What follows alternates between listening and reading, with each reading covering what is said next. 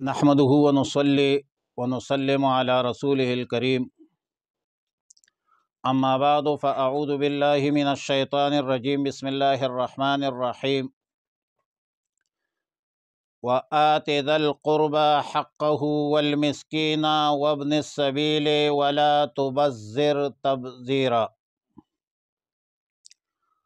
پارہ نمبر 15 سورہ بنی اسرائیل، رکوع نمبر 3، آیت نمبر 26، 27، 28، 29 اور 30۔ وآت ذا القربى، اور دے رشتہ داروں کو حقہ، اس کا حق، والمسکین، اور مسکین کو، وابن السبیل، اور مسافر کو، ولا تبذر، اور فضول خرچی نہ کرو، تبذیراً اندادن۔ ان المبذرین، بے شک فضول خرچ اور فضول خرچ کرنے والے، کانو ہے اخوان الشیاطین، شیطانوں کے بھائی، وکان الشیطان لربہ کفورا،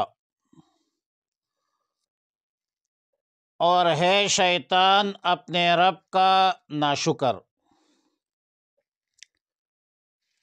وَإِمَّا تُعْرِضَنَّ، اور اگر تو منہ پیر لے، عنہم، ان سے، ابتغاء رحمت من ربک، ابتغاء انتظارا و طلبا، انتظار میں یا طلب میں، رحمت کے، من رب کا، اپنے رب کی، ترجوہا، جس کی تمہیں امید ہو، فقل لہم، تو کہہ دیجئے ان سے، قولا میسورا، بات نرمی سے، ولا تجعل یدک مغلولۃ،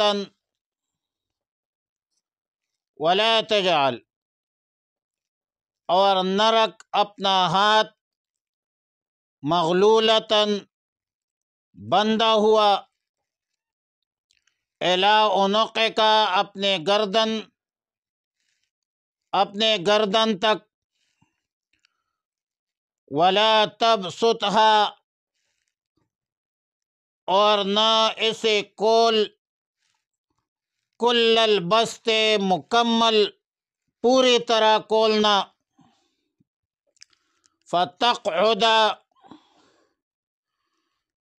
پھر تو بیٹھا رہے گا، ملوما، شرمندہ، محسورا، پچھتاتا ہوا۔ ان ربک، بے شک تیرا رب، یبسط الرزق، فراخ کر دیتا ہے رزق، لمن یشاء، جس کے وہ چاہتا ہے، ویقدر، ویضیق، اور تنگ کر دیتا ہے، انہ کان، بے شک وہ ہے، بعبادہ، اپنے بندوں پر، خبیراً، خبردار، بصیراً، دیکھنے والا۔ گزشتہ آیتوں میں والدین کے حقوق اور والدین کے ساتھ حسن سلوک، ادب، احترام، خدمت اور خیرخواہی کا تذکرہ تھا۔ اب مذکورہ آیتوں میں رشتہ داروں، مسکینوں، مسافروں کے ساتھ اچھے سلوک اور رواداری کا تذکرہ ہے۔ رشتہ دار ہوتے ہیں حسن معاشرت اور بہترین سلوک کے تمام رشتہ داروں کے حقوق ہے، اور رشتہ داروں کے حقوق میں سے ہے کہ ان کے ساتھ حسن معاشرت رکھا جائے اور ان کے ساتھ بہترین سلوک کیا جائے، اور اگر غریب ہو تو اپنی مالی استطاعت کے مطابق تعاون بھی کرے۔ آیات مذکورہ میں حقدار کا ذکر نہیں ہے، معیار اور تعداد کا ذکر بھی نہیں ہے، کوئی تفصیلات نہیں ہے، صرف رشتہ داروں کا ذکر کیا ہے۔ اور ظاہر ہے کہ جب مطلق ذکر کیا تو والمطلق یجری علی اطلاقہ، اصول فقہ کا مسئلہ ہے، قانون ہے، قاعدہ ہے، لیکن یہ بھی فقہ قانون ہے کہ الاقرب فالاقرب مقدم ہوتا ہے۔ لہذا تفسیر مظہری میں قاضی ثناء اللہ پانی پتی رحمۃ اللہ علیہ لکھتے ہیں کہ امام ابو حنیفہ رحمہ اللہ تعالی کا قول ہے کہ وَآتِ ذَا الْقُرْبَى کے فرمان کے مطابق ذی رحم محرم مراد ہے، مرد ہو، عورت ہو، چھوٹا ہو، بڑا ہو، اپاہج ہو، لنگڑا ہو، اندھا ہو، معذور ہو یا مریض ہو، لیکن جب ان کی ملکیت میں گزارا حال مال نہیں ہے اور نہ گزارا حال وسعت ہے، طاقت ہے، تو قریبی رشتہ داروں پر لازم ہے کہ ان کے نان نفقے کا، تعلیم و تربیت کا خیال رکھے۔ اور آیت مذکورہ میں رشتہ داروں کے ساتھ مساکین کا بھی ذکر ہے، مسافروں کا بھی ذکر ہے، اور ظاہر ہے کہ مسکین کے پاس بھی کچھ نہیں ہوتا، او مسکینا ذا متربہ، مسافر بھی محتاج ہوتا ہے، لہذا مسافروں اور مسکینوں کا خیال رکھنا، کھانا پیش کرنا، بسترا پیش کرنا، قیام طعام اور کا خیال رکھنا، یہ اللہ کا حکم ہے اور اسلامی معاشرہ کی زرین اصول ہے۔ لیکن ساتھ یہ بھی فرمایا کہ وَلَا تُبَذِّرْ تَبْذِيرًا، قرآن کریم میں فضول خرچی جو ہے، فضول خرچی دو لفظوں سے تعبیر کیا ہے، ایک تبذیر ہے اور ایک اسراف ہے۔ وَلَا تُسْرِفُوا إِنَّهُ لَا يُحِبُّ الْمُسْرِفِينَ۔ اب تبذیر اور اسراف میں کیا فرق ہے؟ تو بعض اہل علم کا قول ہے کہ لفظ تبذیر اور اسراف یہ لفظین مترادفین ہے، معنی ایک ہے دونوں کا، جو فضل خرچے کے معنی پر استعمال ہوتا ہے۔ بعض اہل علم کا قول ہے کہ کسی معصیت کے موقع پر یا گناہ کے موقع پر بے محل خرچ کرنے کا نام تبذیر ہے، اور موقع محل پر خرچ کرنا جبکہ جائز ہو، لیکن اگر ضرورت سے زیادہ خرچ کیا جائے تو پھر اس کا نام اسراف ہے۔ اور امام تفسیر حضرت مجاہد کا قول ہے رحمہ اللہ تعالی رحمۃ واسعہ کہ اگر حق کے لیے سارا مال خرچ کرے تو وہ تبذیر نہیں ہے، اور اگر باطل کے لیے ایک مد ایک پیسہ بھی خرچ کرے تو وہ تبذیر ہے۔ اور سیدنا عبداللہ ابن عباس سیدنا عبداللہ ابن مسعود رضی اللہ تعالیٰ عنہ کا قول ہے کہ باطل، ناحق، غیر حق میں بے موقع محل خرچ کرنے کا نام تبذیر ہے۔ آیت نمبر 27 میں فرمایا کہ ان المبذرین مبذرین کانوا اخوان الشیاطین، ناحق اور بیجا مال اڑانے والے شیطانوں کے بھائی ہے۔ وکان الشیطان لربہ کفورا، اور شیطان اللہ کا سب سے بڑا ناشکر تھا۔ فضول مال اڑانا یہ شیطانی عمل ہے۔ اب ظاہر ہے کہ کفرانی نعمت ہے، شیطان نے بھی کفرانی نعمت کا ارتکاب کیا تھا، اور آپ کو بھی اللہ نے نعمت دی اور اس نعمت کی آپ ناشکری کر رہی ہے، کفرانی نعمت کر رہی ہے۔ لہذا سوچ سمجھ کر میانہ روی کے ساتھ پیسہ خرچ کرو، مال خرچ کرو، فضول چیزوں میں، گناہوں میں، معاصیوں میں، معاصی میں، گناہوں میں مال خرچ کرنے سے گریز کرو، پرہیز کرو۔ اللہ کی نعمتوں کی قدر کرو، ناقدری مت کرو، نعمت کو نعمت دینے والے کے حکم کے مطابق خرچ کرو۔ اور آیت نمبر 28 میں فرمایا وَإِمَّا تُعْرِضَنَّ عَنْهُمُ ابْتِغَاءَ رَحْمَةٍ مِّن رَّبِّكَ تَرْجُوهَا۔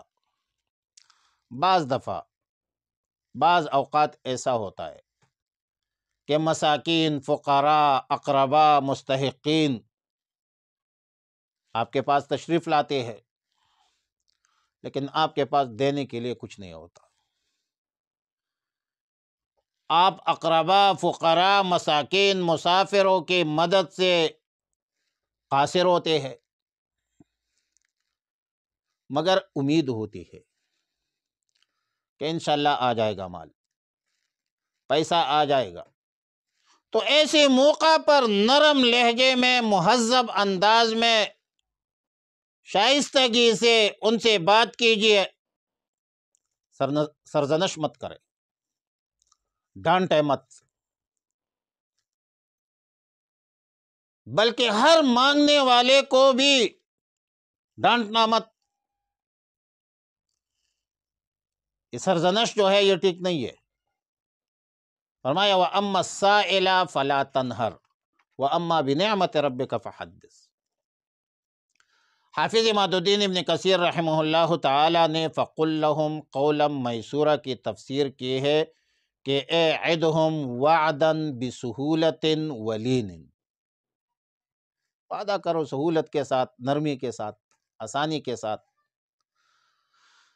بعض مفسرین لکھتے ہیں کہ آیات مذکورہ حضرت بلال رضی اللہ تعالی عنہ، صہیب رومی جیسے رضی اللہ تعالی عنہ جیسے فقراء صحابہ کرام کے بارے میں نازل ہے، اور اکثر و بیشتر اوقات اپنی ضروریات کے حوالے سے رسول اللہ مبارک صلی اللہ علیہ وسلم کے پاس آتی تھی، اور ظاہر ہے کہ رسول اللہ مبارک صلی اللہ علیہ وسلم جواد تھے، سخی تھے۔ سخی بندے کے ہاتھ میں جو ہوتا ہے وہ موقع محل کے مناسبت سے غریبوں، فقیروں، مسکینوں، حقداروں کو دیتا ہے۔ کبھی پیسے نہ ہو تو شرم کے مارے اعراض کرتے ہیں، لیکن زبانی طور پر کچھ نہیں کہتے تھے رسول اللہ مبارک صلی اللہ علیہ وسلم۔ تو فرمایا کہ ان فقراء مساکین کے ساتھ شائستگی سے بات کرے، وقت دینا چاہیے، اتنا کہہ دینا چاہیے کہ ابھی جیب میں نہیں ہے، آپ شام کو تشریف لے آئے، کل تشریف لے آئے، جمعرات کو تشریف لے آئے، صبح دیں گا، شام کو، یا بالکل وعدہ نہ کرے۔ لیکن ان فقراء مساکین کے ساتھ بات سلیقے، طریقے، ادب اور احترام کے دائرے میں کرے۔ اور اس کے علاوہ جو عادی گداگر ہوتے ہیں، اگر اس کو آپ کچھ نہیں دینا چاہتے تو بے شک نہ دے، لیکن بات ان کے ساتھ بھی طریقے سے کرے، ادب سے کرے۔ اتنا تو کہہ دیجئے بھائی معاف فرما دے، معذرت کر لے، لیکن جو نشئی ہے، جو پوڈری ہے، چرسی ہے اور پیسے مانگتے ہیں، ان کو تو بالکل نہیں دینا چاہیے۔ یہ تو تعاون علی الاثم ہے، یہ تو گناہ میں تعاون ہے۔ اور نشئی ہوتے ہیں، چرسی ہوتے ہیں۔ آیات نمبر 29 میں فرمایا وَلَا تَجْعَلْ يَدَكَ مَغْلُولَةً، اپنے ہاتھ کو اپنے گریبان کے طرف باندھا ہوا مت رکھو، اور نہ بالکل اسے اوپن رکھو، کھلا رکھو، ورنہ ملامت کیا ہوا خالی ہاتھ ہو کر بیٹھ رہے گا۔ اس آیت میں میانہ روی کی طرف اشارہ ہے۔ میانہ روی اعتدال اختیار کرنے کی تعلیم ہے۔ ملومن کا معنی ہے ملامت کیا ہوا، اور محصورن کا معنی ہے رکا ہوا، عاجز بنا ہوا۔ اب ظاہر ہے کہ جب اپنے پاس کچھ نہیں رہے گا، اعتدال سے اس نے خرچہ کیا نہیں ہے، تو ملامت رہے گا۔ اور بعض مفسرین کا قول ہے کہ ملومن کا تعلق پہلے بات سے ہے کہ وَلَا تَجْعَلْ يَدَكَ مَغْلُولَةً، ملامتی وَلَا تَجْعَلْ يَدَكَ مَغْلُولَةً کا نتیجہ ہے، اور محصوراً کا تعلق کل البسط وَلَا تَبْسُطْهَا کل البسط سے ہے۔ بالکل ہاتھ اوپن چھوڑ دیا تو رک جاؤں گا، معیشت کا پہیہ رک جائے گا۔ اور رسول اللہ صلی اللہ علیہ وسلم نے فرمایا الاقتصاد فی النفقۃ نصف المعیشہ، خرچ میں میانہ روی آدھی معیشت ہے، آدھی معیشت۔ معاشی بحران، معاشی پریشانی کا حل وہ میانہ روی ہے۔ جو فرد، جو جماعت، جو ریاست یا حکومت کنجوسی کرے گا، خود بھی ذلیل ہوگا، دوسروں کو بھی ذلیل کرے گا۔ اور جو فرد، جو جماعت، جو ریاست اور حکومت فضول خرچے کرے گا، وہ محصور ہوگا، وہ مصیبت میں رہے گا، اس کی معیشت جام ہوتی رہے گی، رکا ہوا رہے گا۔ اور ظاہر ہے کہ جب اخراجات شاہانہ ہو، آمدن فقیرانہ ہو، تو پھر قرضوں پر قرضے کرتے رہو، پھر ان کی ادائیگی کا راستہ بھی نہیں رہے گا۔ اور پھر جب غیر اقوام سے آپ سود پر قرضے لے لے، یا انفرادی طور پر سودخور کمپنیوں سے پیسے لے لے، اور سود پر سود چڑھتا جائے، اور پھر وہ آپ کے بارے میں عجیب خیالات رکھتے ہیں، بلیک میل کرتے ہیں، عجیب قسم کے مطالبات رکھتے ہیں، آپ کے آزادی اور حریت اور خود مختاری جو ہے وہ متاثر ہو رہی ہے، اسی کو کہتے ہیں ذلت۔ یہی ہے رسوائی، شخصی طور پر، قومی سطح پر اور بین الاقوامی سطح پر۔ ان ربک یبسط الرزق لمن یشاء ویقدر، بلا شبہ تیرا رب جس کے لیے چاہے رزق فراخ بھی کرتا ہے، تنگ بھی کرتا ہے، لیکن انسانوں کو بھی دماغ سے نہیں، دل سے سوچنا چاہیے۔ میانہ روی اختیار کرے، عیاشی نہ کرے۔ فرد، جماعت یا ریاست اور حکومت اپنے چادر میں پاؤں پھیلائے، خدارا اپنے چادر سے پاؤں مت نکالے، اعتدال اختیار کرے۔ اور اللہ تو دیکھ رہا ہے، انہ کان بعبادہ خبیرا بصیرا، اللہ اپنے بندوں سے باخبر ہے، دیکھنے والا ہے۔ اور اللہ رب العالمین کی جو فیصلے ہوتے ہیں وہ ہو ایج و نیونین۔ اللہ کے فیصلے بڑے مضبوط ہوتے ہیں۔ وآخر دعوانا الحمدللہ رب العالمین۔